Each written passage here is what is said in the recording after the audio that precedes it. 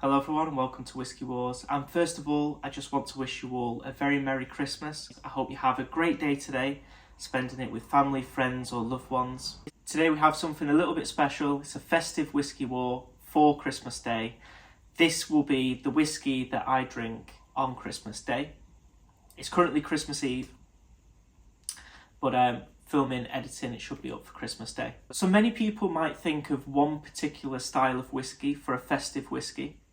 But actually, I was just going through the whiskies that I have, and I've picked up 4 very different types of whiskey that are all very festive in my opinion. And so there's no one shoe fits all kind of thing with a festive whiskey. They all have similar festive characteristics, believe it or not, even in their own perspective category. So there's definitely a festive whiskey out there for everyone. So we have an American whiskey, we have an Irish whiskey, and we have 2 Scottish whiskies, one being peated and one being unpeated. Now these are going to be high strength whiskies. The lowest is actually going to be the laphroaig on 48%, then the Arran on 50%, then it's going to be the redbreast on 56.3%, followed lastly by the wild turkey on 58.4%. So some pretty high strength drams. I'm not the biggest cask strength guy, however, Christmas Day, festive season, winter time, you can get away with higher proof in your whiskies, absolutely. I'll start from right to left, starting with the wild turkey. Straight away on the nose, you're getting similar bourbon vibes, so I'm getting caramel, brown sugar, toasted oak, a little bit of vanilla cream, but what makes this whiskey special is just the depth and complexity of this whiskey. It's packed full of baking spices, just getting you ready for that festive season.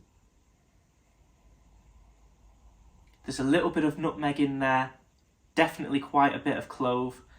So think of like clove, oranges, nutmeg, cinnamon. There's a little bit of a ginger spice as well. This is definitely baking pastry vibes for Christmas. Most definitely a dessert whiskey, but fantastic. And there's also a lovely nuttiness there. It's almost like a, not a peanut brittle, but like a walnut brittle. Truly, truly fantastic on the nose. Up next we have the Irish, the redbreast 12 cask strength.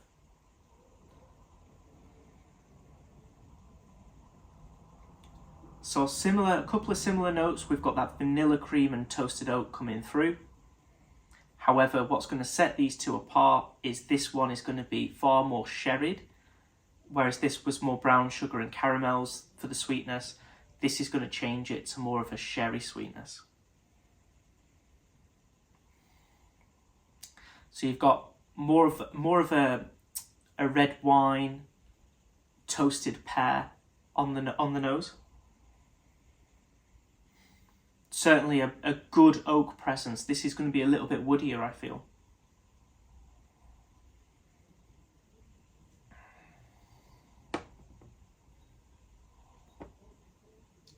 Now we move from Ireland to Scotland. We have the Arran port cask.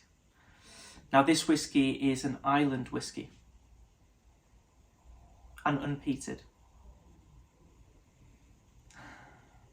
Again, this whiskey surprised me because when you think of port casks, obviously you're thinking of a very, very intense, condensed sweetness, red wine sweetness. But it doesn't give me that on the nose. In fact, I don't really pick up too many red wine characteristics. The sherry is more prominent on the redbreast than the Arran. The sweetness this is going to give, it's going to be an orange marmalade, and you're going to have this lovely ginger spice, it really comes across quite warming as well. So again, that baking, pastry, dessert, Christmas vibe is going to be present on all 3, but in very different ways. You have an orange marmalade, ginger spice, gingerbread cookie. You have the intense sherry toasted pear, but with a little bit of vanilla cream and toasted oak. That vanilla cream and toasted oak follows through on the wild turkey, but it's going to be brown sugar, maple syrup, caramels with a walnut brittle. And when I mean that, it's toasted walnuts with caramel. So all dessert-like, all have those baking spices that are really present at Christmas, but all do it in a very different way. Yeah, I like that nose a lot. Finally, a little bit of a curveball, but this is for the peat heads out there. You're not really going to get too many baking spices, but this is by no means not Christmassy. In fact, I think this is very Christmassy, but it might depend on what country you live in. So for me,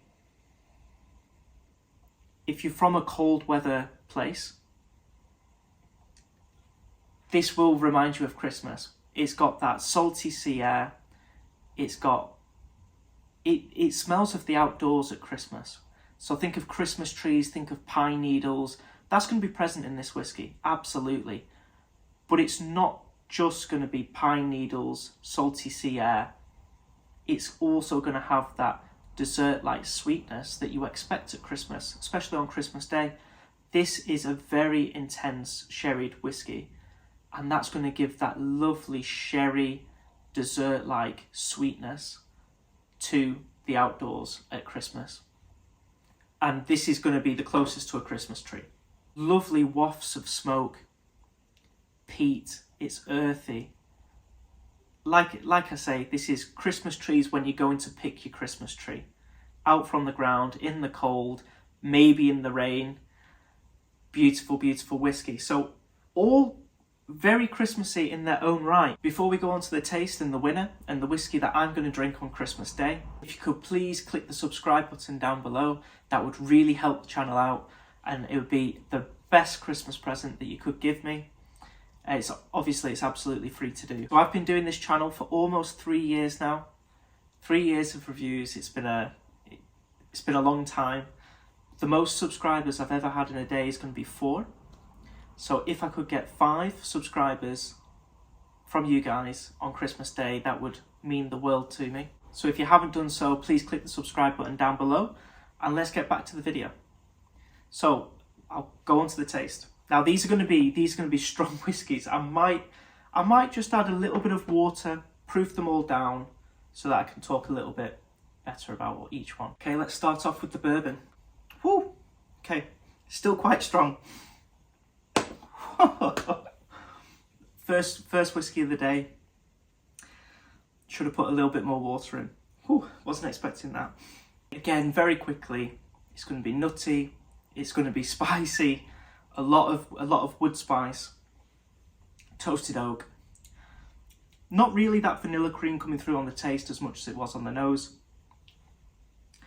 But I do get a little bit of menthol through on the taste. Some people can perceive that as mint. I wish I could. Sometimes I can, sometimes it's a bit more mentholy. This one does come across a little bit mentholy, which to be honest is the only slight downside that I have to this whiskey. Other than that, I think it's incredible. Yeah, that walnut brittle. I hope people understand what I mean when I say that. I don't know if it's too popular or not. It's a very thin piece of like caramel and nuts together. And you can put a little bit of Christmas spice in there as well, some cinnamon, maybe some nutmeg. And it's called like peanut brittle, but I mean it walnut in here, because you can break it easily and it's very brittle. So yeah, it tastes just like that. Very nutty, and I do like that. I love that about a lot of bourbons actually. That caramel and nut sweetness. Gorgeous. I've run out of compliments to say about the redbreast. I adore this line of whiskey from Middleton. I think they're incredible. The 12 cask strength's definitely one of my favourites. Just a really easy drinking, sweet, but quite dense whiskey. It truly is a joy to behold. Okay, I think I've ruined this whiskey with a little bit of water. I actually preferred this whiskey from memory. I realise I've never added water to this whiskey before, and it just tastes a little bit thin, and I'm getting a little bit of a neutral spirit alcohol bite coming through.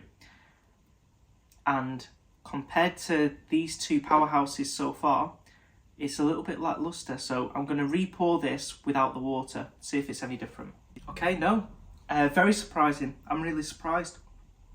I thought I might actually pick this going in, but after having these two whiskies, this whiskey is a little bit lackluster and it's leaving me wanting. But this channel's about being honest, so this Arran port cask actually will not be the winner so far today. And on to the laphroaig.